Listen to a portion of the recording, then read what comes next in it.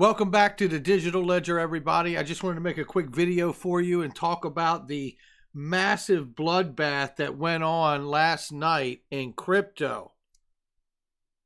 Whoa! For those of you who have not seen, Dustin Planthope, my partner in Cryptonaires, the documentary that we're expecting for a summertime release here at some point, give or take, made a post overnight or early this morning, and it was really, I thought, spot on, and he called it Cryptogeddon. And it really was like an Armageddon in the crypto space, and in a lot of different ways. First of all, if you don't follow Mr. BXRP, I would go do that right now on his YouTube channel. He did a great video, and it was really from the retail speculator point of view, talking about how so many people that are out here that are already taking advantage of CDPs, collateralized debt positions, or loans against your crypto. I received quite a few messages from a few people who told me that they were wrecked overnight. They had over collateralized their position 400-500% on the crypto they were borrowing against. And in that time, they were liquidated before they even knew it because of the position slipping and falling so fast they weren't able to react to it in time. Again, I think these CDPs are a fantastic option to have in crypto to be able to borrow against your assets. But at the same time, in a young emerging market space, we must be careful and understand the variables of what we're actually doing and how much leverage we're looking to get and how much collateral we should actually put up to the asset to make sure that you're not liquidated, right? So that's from the retail speculator side. Now shifting gears and going to the other side of Cryptogeddon, we're looking at the startups. We're looking at the other coins in the space. There's 3,000, close to 3,000, just over 3,000 coins in the space now, right? And we saw everything from, let's just see if I can get the list to show here. Yeah. So look here. Okay, look, there's nothing to be found anywhere, especially when you get past like 72, 75, right? It really starts getting ugly. Look at this. Look at this.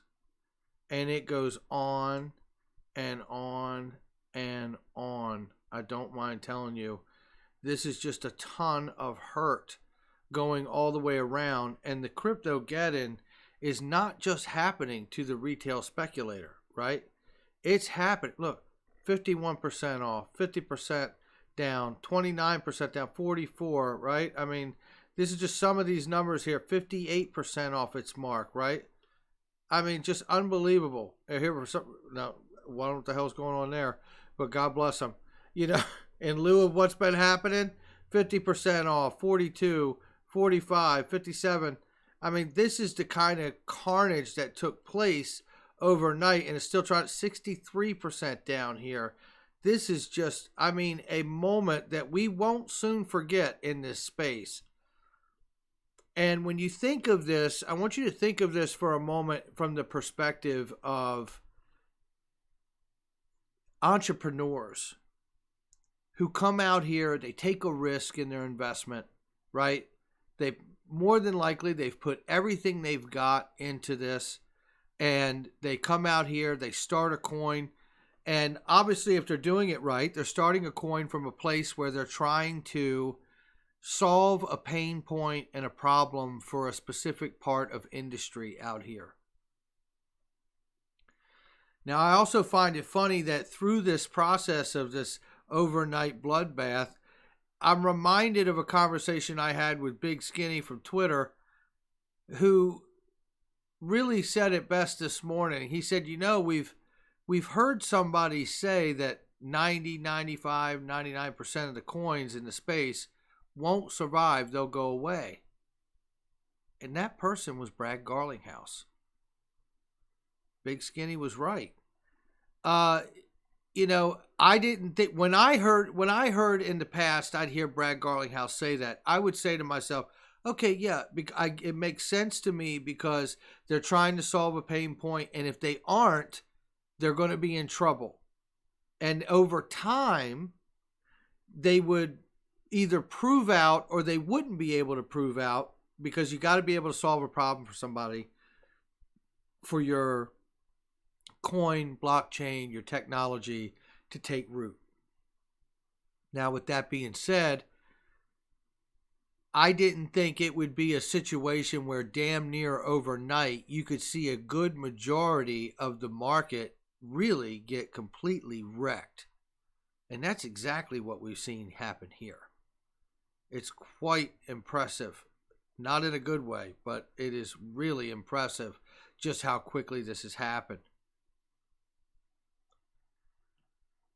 One of the other things that it makes me think about too is, like, if you think about the fact that, the way I was reminded of that statement from Brad Garlinghouse, is I think about the things that they do say to us, especially when we're talking about XRP and covering XRP. I think about the things that they say, and I listen to the things. We all listen very carefully to what they're telling us. And so oftentimes we look to read between the lines. I think sometimes that's probably our fault, right? That's maybe our shortfall, because we all followed this investment so closely up to the second, not even the minute, to the second, that we so oftentimes look to read a deeper meaning into a lot of things that are said to us, or in the mainstream media, or in publications, or in press releases, right? But the reality is, the more I start to look back on this space, and the longer I'm in this space, I really start to find that the things that remain and start to stick out to me now, this late in the game, is the things that they tell us right to our face. It's quite impressive.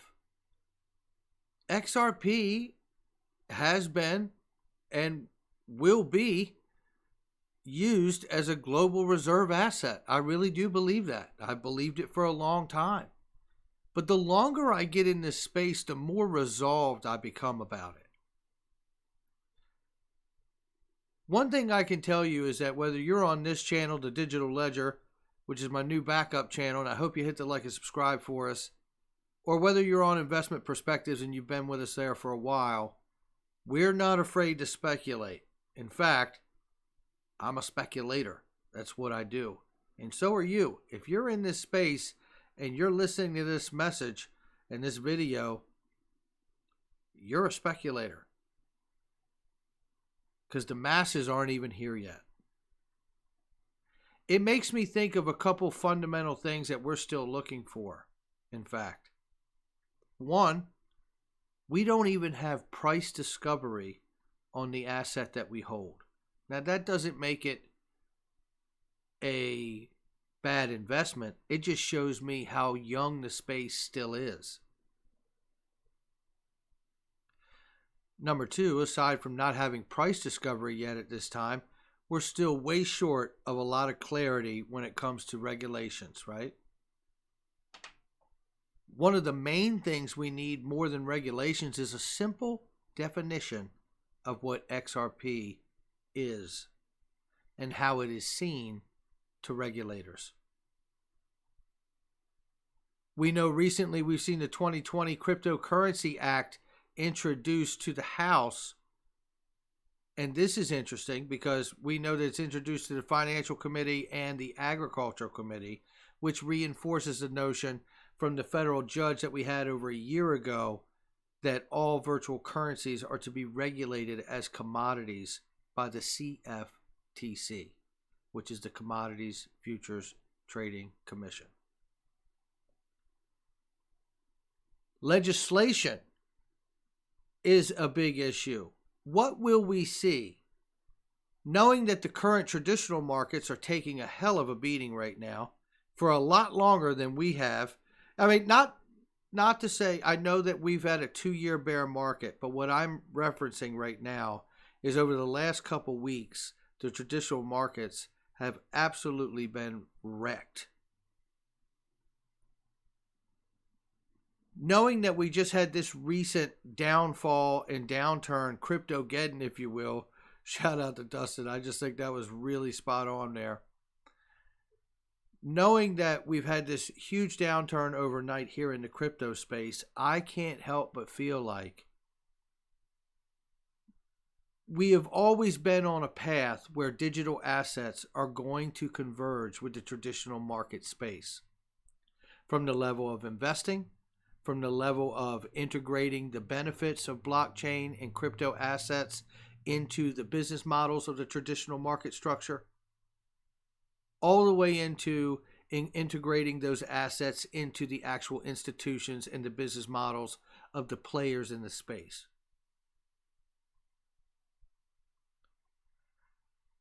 As we move forward to reach that moment, I have to say to myself, how much longer? Not because I want Wen Moon, because I wanted Wen Moon 3 years ago.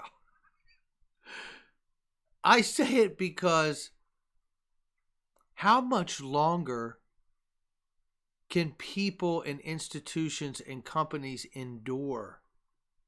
Because now we know for a fact that there are huge names from the traditional market side, legacy firms that are in the crypto asset space. How much longer can they endure pumping money into building this space up and helping develop the framework of the new digital asset space while they are now taking on massive, massive losses in the traditional markets?